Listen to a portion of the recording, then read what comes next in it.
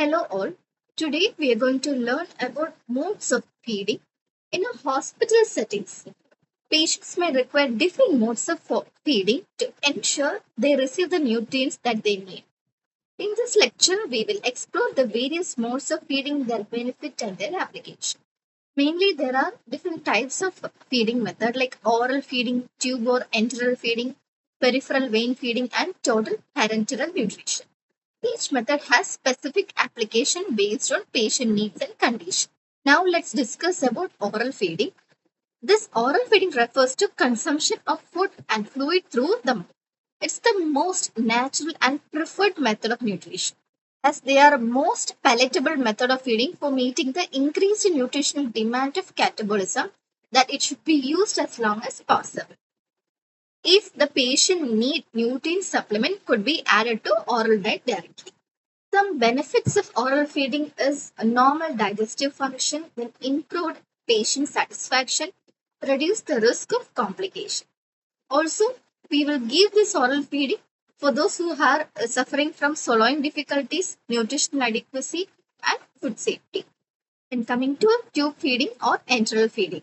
This involves delivering nutrients directly into gastrointestinal tract through a tube. This method is used when a patient is unable to consume food orally or requires supplemental nutrition.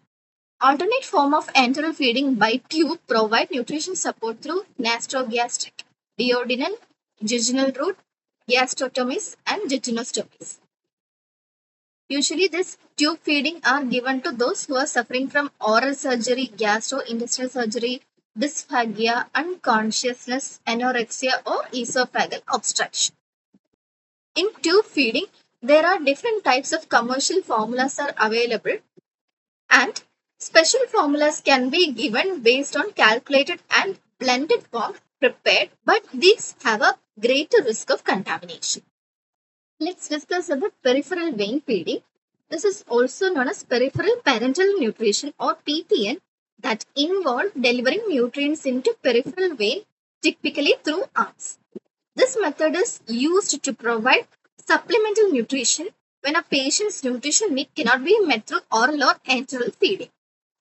Various solutions include dextrose, amino acids, vitamins, minerals, and lipids are included in peripheral vein feeding. And in this method, nutrient and calorie intake are limited. And this method is given only for a short period of time and it provides as a mixture of 5 to 10% glucose, 3.5 to 5% amino acid solution, and 10 to 20% of lipid infusion.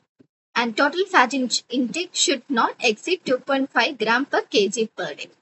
Vitamins, minerals, and electrolytes are added as necessary. Then osmolarity of the solution should not exceed 600 milliosmoles per liter. This peripheral vein feeding is used as a supplement to oral feeding when oral intake is insufficient. The next is total parenteral nutrition.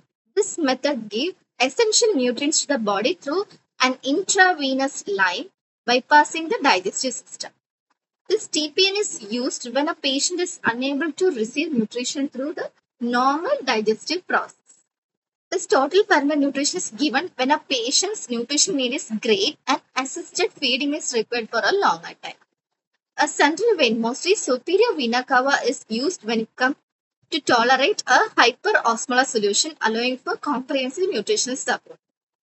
This is administered by a nutrition support team, which include physician, dietitian, pharmacist, and a nurse. And so let's conclude this session with what we have learned earlier one by one. Oral feeding, which is preferred for its palatability and nutrition adequacy. Tube or enteral feeding is essential for patients unable to consume solid foods. Peripheral vein feeding provides limited nutritional support when GI tract is not functional. Then total parenteral nutrition, which offers a complete nutritional support for patients needing extended assistance. Thank you for watching this video. For more information, do like, share, and subscribe to Factscribe. Thank you.